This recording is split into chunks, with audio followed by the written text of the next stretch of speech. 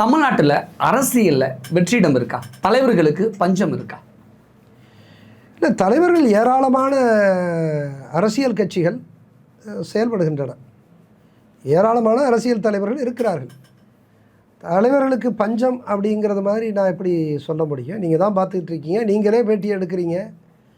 அதனால் நிறைய தலைவர்கள் இருக்காங்க, நிறைய அரசியல் கட்சிகள் இருக்கின்றன அப்படி தான் நான் சொல்லுவேன். நான் வெற்றிடம் இருக்குதுன்னு நான் எப்படி சொல்ல முடியும்? ஆளுங்கட்சி இருக்கிறார்கள், எதிர்கட்சி இருக்கிறார்கள், மாறி மாறி வருகிறார்கள்.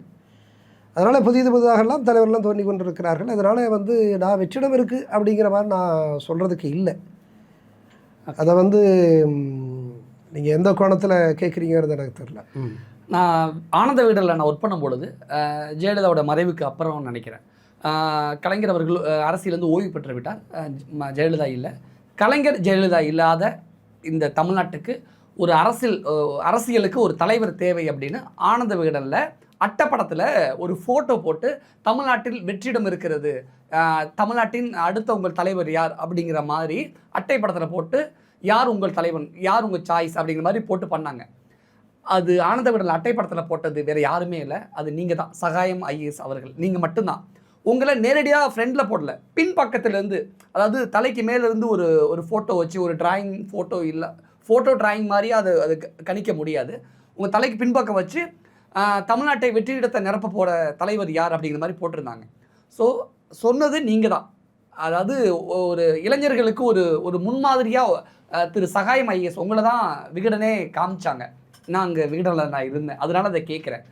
அப்போ ஒட்டுமொத்த இளைஞர்களுக்கு ஒரு நம்பிக்கை இருந்து திரு சகாயம் அவர்கள் ஐஏஎஸ் அந்த பணிக்கு அப்புறம் அரசியலுக்கு வருவார், தமிழ்நாட்டை திறம்பட வழி நடத்துவார் அப்படின்னு ஒரு இது இருந்தது.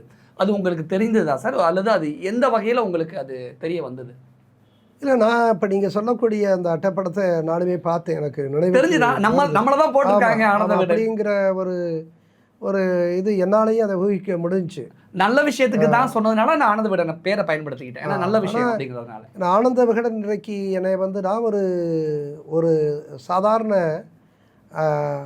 மக்களுக்கான ஒரு ஊழியர், பப்ளிக் சர்வெண்ட். ஐஏஎஸ் பிரம்மாண்டமாக இருக்கலாம், ஒரு அடிப்படையில் ஒரு பப்ளிக் சர்வெண்ட், ஒரு மக்களுக்கான ஒரு ஊழியர்.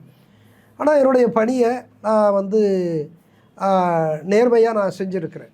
இப்போ நேர்மையாக செஞ்சுருக்கேன்னா கூட சில பேர் சக அலுவலர்கள் நீ மட்டும்தானே நேர்மை அப்படின்லாம் கேட்குறாங்க.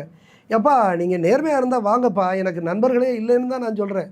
வாங்க, நான் நண்பர்களை தேடிக்கிட்டு இருக்கேன். நான் ஒன்றும் விளம்பரத்துக்காக சொல்லலை, நான் இப்படி இருந்தேன் நான் சொல்கிறேன்.